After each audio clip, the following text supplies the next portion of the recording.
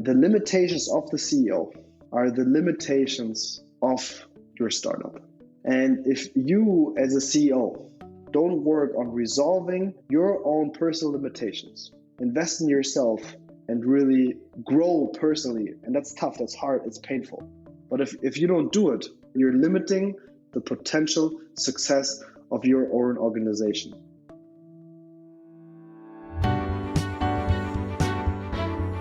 You are listening to The Sure Shot Entrepreneur,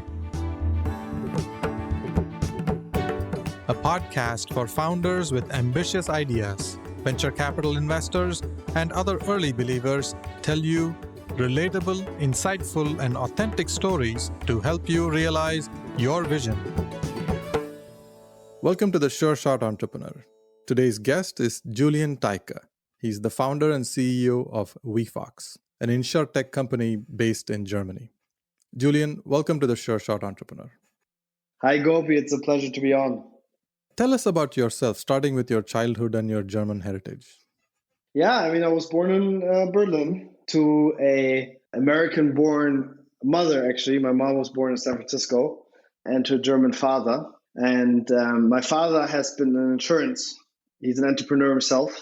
I quickly realized that I don't want to have anything to do with insurance ever in my life. And the reason for that was, so my mom's family, the American side of my family, most of them are pilots. Every time we were at these family parties, my uncle was standing there telling my family about these passionate stories about flying.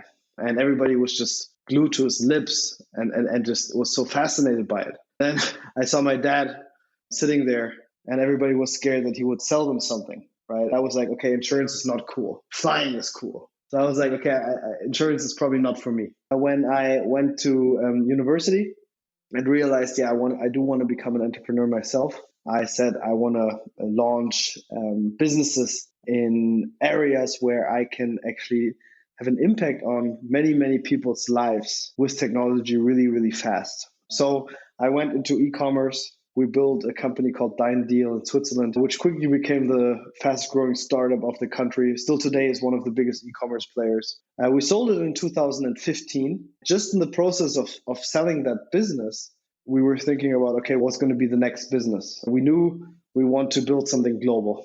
We want to build something more complex. And my co-founder one day approached me and said, hey, we should do something in insurance. It's hot.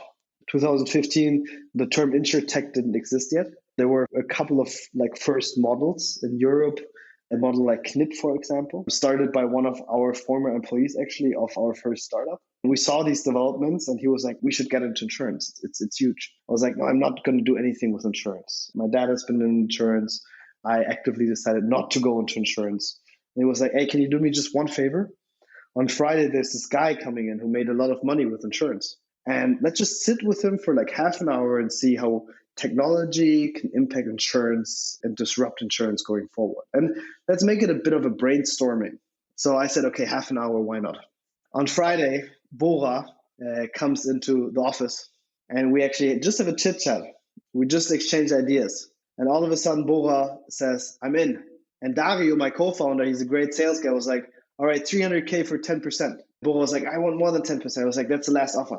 So they shook hands. I walked out of the room. I was like, Dario, what did you just do? And he was like, hey, we just started a company. I was like, hey, I didn't want to have anything to do with insurance. So basically, the way I interpret the story is insurance is my destiny.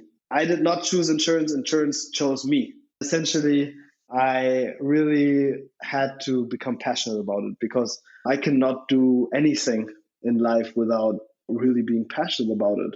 I was not passionate about insurance at all. I really went down a pretty tough, personal reflection journey on figuring out, okay, what is it that could get me excited about insurance? All of the associations I have with it are negative. And there's just very few things that are actually positive. I made this pro and con list of basically saying what are positive associations, what are negative associations. And the negative was around 3 times longer than the positive. It was about complexity. It was about inconvenience. It was about intransparency to the customer. Then on the positive, there was this term safety. I went on this journey of just figuring out, okay, what does this abstract term safety actually mean? I met a couple of great people. One guy from a charity organization called 7 Families. What they did was they provided support for families that had terrible, terrible tragedies happening in their life and didn't have insurance. They supported them as if they were insured. I saw this one video about the Pickford family of a guy in his 40s, one day just having a brainstem stroke and going to the hospital. The doctor's telling his wife, we're going to have to turn off the life support machines. Your husband is never, ever going to make it. He's never going to have a beautiful life again. She said, no, I want him to live. The guy actually, with the support of this charity organization, fought his way back into life. Yes, it had a huge impact on the two of them, but I thought this video was so beautiful because the wife was talking about how now he's starting to work again, how their relationship is starting to improve in quality, and how they are planning to get married again 10 years after the first marriage. That just created so many emotions in me where I just said, wow, this is such a beautiful product. It gives you back life. It gives you back health. It gives you back stability. It makes life worth living. I started building this vision around how technology can actually make people feel safe and be safe.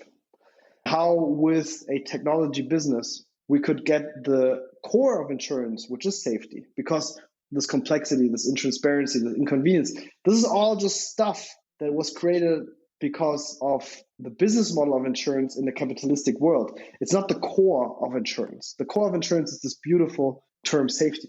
This is really how I started getting excited around it, building a vision on how we can put safety at the core of insurance again using technology. This has been the starting point for Wefox. We've been on the journey now for 6 years almost. What we've done so far is essentially turn insurance from a very complex paper-based process into still a complex, because it's insurance, but digital and customer-friendly process. And it's still not what I set out to do. I would say what we've done so far is we made insurance suck a little bit less. But now with the size that we've created, so we're more than 600 employees, additionally more than 700 salespeople, more than 100 million in revenues. We're growing very fast. We have great investors. And now with the size that we've created, actually, we can really start acting on our vision, which is essentially preventing 30% of all of the bad things from happening in the world. This makes me extremely excited, and I was thrown into this adventure unwillingly, but I'm very happy that I now am disrupting insurance, actually. Well, it's a very touching story. Insurance is indeed a noble industry, but it's very unsexy. At dinner table conversations, it's not something that people want to talk about. So how has it changed for you now? Now, if you bring up Wefox, are people interested in listening?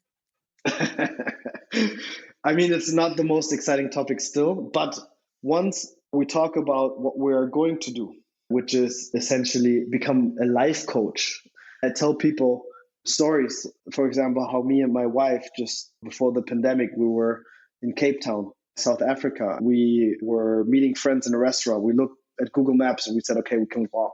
We started walking through really, really dodgy neighborhoods. And we arrived at the restaurant and the friend said, okay, how did you arrive? We said, we went by foot from there to there. And they were like, all right, you went through the neighborhood that has the highest crime rates in the entire country. That you're here alive and not harmed is actually almost a wonder. When I say these are the situations that we can prevent with technology, because it would be so unnecessary for you to actually be hurt in such a situation, maybe suffer your entire life from it. And we can prevent this. Then people can relate to it. They think it's going to become a significantly more important product in their life than it is today. Yeah, this is a very deeply insightful story, and there's a lot of personal reflection I see in your message. But I want to go back to that meeting, the first meeting where you had a 30-minute brainstorming session. You got your first believer.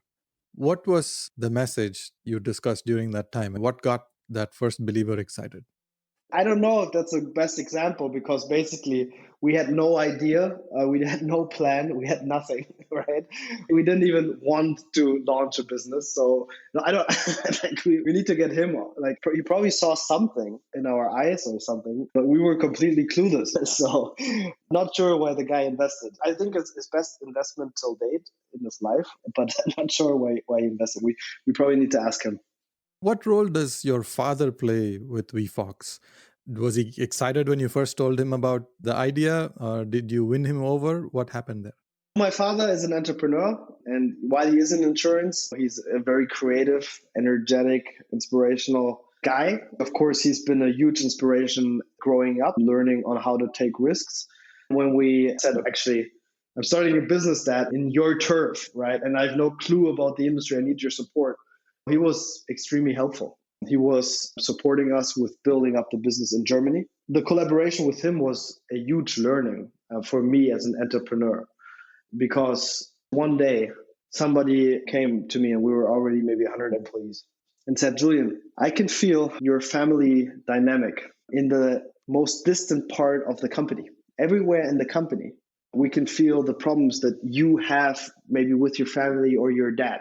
Stop using the company as an instrument to dissolve your family dynamics. And I was like, whoa, that's crazy. And it's so true. I and my father, we've grown up together, and obviously we have unresolved issues. What I realized is that we have taken the company hostage with resolving our problems. What I learned from that essentially is really that the limitations of the CEO are the limitations of your startup. If you as a CEO don't work on resolving your own personal limitations, invest in yourself, and really grow personally, that's tough, that's hard, it's painful. But if you don't do it, you're limiting the potential success of your own organization. You are the limit of your own organization. And if I understood it with that statement, we separated, we said, okay, we're going to stop working together. I realized that in order to serve my company as a CEO in the best possible manner, I have to work on myself. I have to realize, where am I taking the company hostage with my own limiting beliefs? I have to eliminate these limiting beliefs. This is a very personal story. Thank you so much for sharing that. It is true that as an entrepreneur, when you have a good day, the company has a good day. When you have a bad day, the company has a bad day. They're both so closely intertwined with each other. It's a very important moment when you begin to start reflecting on your personal development, which eventually turns into goodness for the company. Who are some other early believers in the company? How did you convince them? I was not the CEO at the very beginning of the company.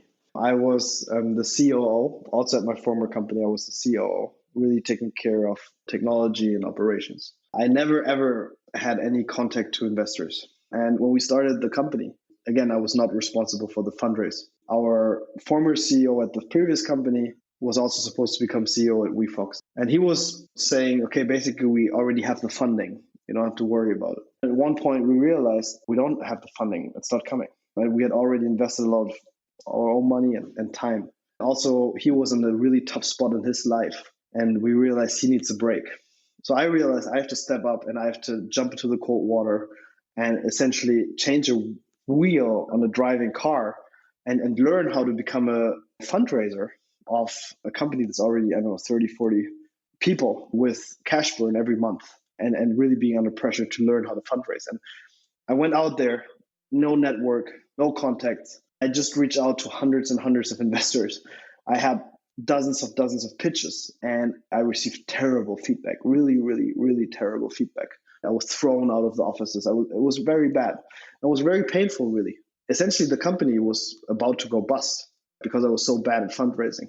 Now that I think of it, it's a very similar story to how we got the initial 300K, right? Because I got an invitation from Mark Benioff, the CEO and founder of Salesforce, because I had in my previous startup, I did a lot of marketing for Salesforce, that it's a cool solution for startups and so forth. I guess he just wanted to say thank you, was visiting Berlin. So he invited me, and I didn't even think about fundraising.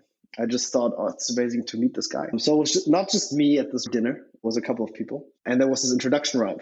And I introduced myself and I was like, Mark, I'm a huge Salesforce fan. But I want to tell you one thing. Essentially, the substance is going to shift faster than any of us anticipated from these old dinosaurs to young, agile startups in all industries.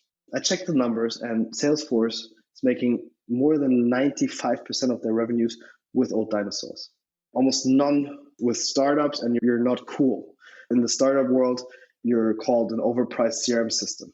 You're not at the core of value creation in startups. If you don't manage to get to the core of value creation in startups, you're going to die just like the dinosaurs. He looked at me and was like, who's this guy? Like, what is he talking about? And I was trying to say how Salesforce and startups collaborate. And I kept on like arguing with him in front of all people. And then he turned around and he was like, are you looking for funding? Like completely random. And I was like, yeah, actually, yeah. Then he invited me over to San Francisco. He led our seed round. Salesforce led our seed round. Again, I came without the intention of fundraising, without a plan, without even talking about the business. He just said, I invest in you without knowing anything about you. Just very similar to that initial situation with the 300K. So quite a lot of similarities there. So I don't know, probably Mark saw something in me and put a bet on us. So your bold statements, your vision, not just for your company, but vision for how the world will be, that really captured the attention of Mark. Now that I think of it as an investor myself, yes, what you want is you want to have someone who is special. You want to have someone who maybe not really ordinary, who is passionate, who's inspirational, and who has something. I know Masa has this great interview where he says, I decide in the first 3 minutes of meeting someone whether I'm going to invest in him or not. I base my decision on the sparkle in his eyes. Now that I think of it as an investor, that's really what I'm looking for. If I try to rationalize it, I guess it's really about the size of the vision and the addressable market. I don't want to spend time on something that can become a winner in a niche market. So I want a vision that is bigger than life. On the other side, I want a founder where I get the feeling that no matter how hard it will get, he will not give up. So ultimate resilience. These are the two things that always I'm kind of looking for. This is an interesting twist to the other side of your story as an angel investor. What kind of companies do you invest in? What stages do you like to meet these entrepreneurs? How many investments do you make as an angel investor? So I'm not a typical angel investor, to be honest. So what we started is we launched a Founders Academy where we say we want to attract people that have big dreams and ultimate resilience. We want to prepare them for launching their own businesses. Then we said, okay, so the next 15 years, the world is going to change drastically, much more than the last 15 years. So the global dominating companies in 15 years today are not even founded yet. Just like the big companies of today, most of them weren't founded 30 years ago. So what we really have is a green field. Just look at the largest industries or the largest areas of human demand. And let's build one business in each one of them with the aim to become the global dominating force in 15 years from now with a founder that has ultimate resilience. And if you look at the largest areas of human demand, you get $100 from your employer. Then you spend $50 on taxes to the state on average. Then you spend $17 on living, $12 on mobility, $7 on food, $5 on insurance, $4 on healthcare, $2 on services, and $2 on entertainment. And of course, with Wefox, I'm in the $5 area in insurance. How does insurance of the future look like? And I'm trying to pave the way for all of the other entrepreneurs following me.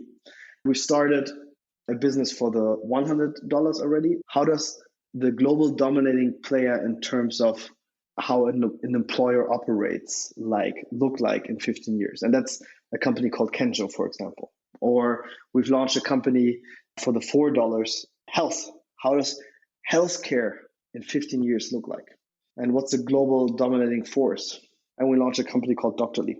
And we also have a company for the $50 taxes. We have a company for the $17 living by now. So that's our investment hypothesis. So it's not like I look for deal flow and the founders that have great ideas. It's much more, we start them together. We develop the founders, we develop the ideas together, we develop the vision together, and then we go on the venture together. What do you ask the founders in the first few meetings? What do you look for? Well, when we start the company, we know each other for probably years. But what I'm most interested in is this ability to change your beliefs, to change your thoughts, to change your behavior based on personal reflection. I do that by throwing the people into high pressure situations, because in high pressure situations, you can't hide. I see how they react. And this is nothing that I can figure out in like a meeting or so. This is something that I figure out over a long period of time. Does this person have what it takes? For me, really, the CEO is the most important, because again, he is the driving force who's enabling the company to succeed, but also limiting the company from its own potential. And that's why I spent most time with that CEO really on figuring out his ability to engage on a personal growth journey. Can you give an example of one such company? You mentioned Doctorly earlier, maybe some others as well, and kind of walk through how your engagement is with these entrepreneurs. At what point do you say, yes, I want to invest in this company? So again, I'm always a founding investor. So basically, we have an academy, and then I see talent, I spend time with them. Then we say, all right, let's develop a business together. So with the example of Kenjo, for example, I know David, the CEO, for a long time. And we decided, okay, we want to launch a business together. And David, I think, is a great example.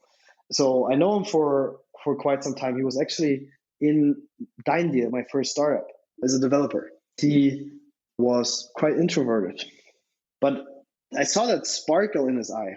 So I was like, okay, so what I'm going to do is we have the sales floor with all of these aggressive salespeople that see bugs in our system, and they want these bugs solved, right, really fast, because it costs revenue, it costs them commission.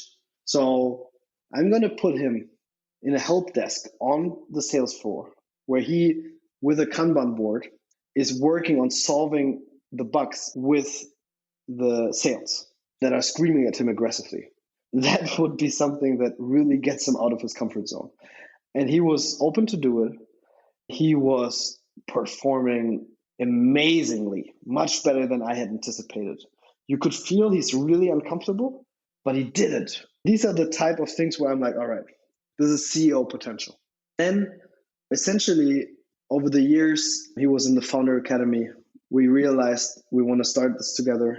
Of course, we don't know what's going to come, but what we know is that we're always going to stick together, that I'm always there for him no matter what happens. We've built a very, very close relationship, and I'm building a very, very close trust relationship with all of the CEOs that I'm investing in and supporting. They know that they can show all of their vulnerability to me. If we look at David, I mean, now he's very successful. The company is performing like crazy. In the HR tech space, they are amongst the very hottest companies in Europe. But I remember I always invite all of the founders and students from the academy into my living room. And I have the founders talk about their experiences to inspire the future founders. I remember this one afternoon in my living room where David was really pale.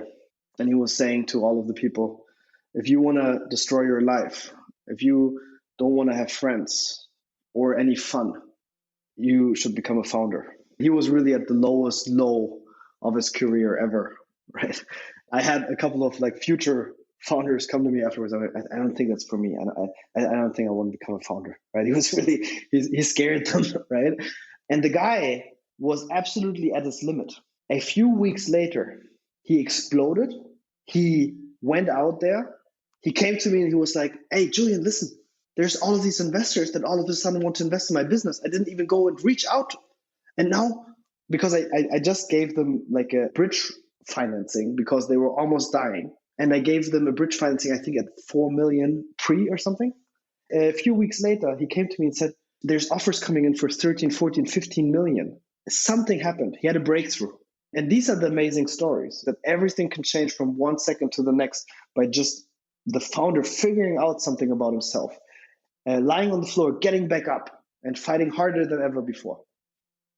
You pushed him out of his comfort zone and you tested his capabilities, and he came out of it with flying colors, I see. Yes, that's the most beautiful part. It's very fulfilling to see that when you unleash potential in someone and it really blooms. Absolutely. That's what I like about venture capital and the work I do. I want to switch to another part of a conversation here. I usually ask about community involvement. So I'm going to ask you, is there a nonprofit organization that you are passionate about, and which one? Yeah, one of the organizations I'm passionate about is the Jewish Museum here in Berlin. So I'm part of the board.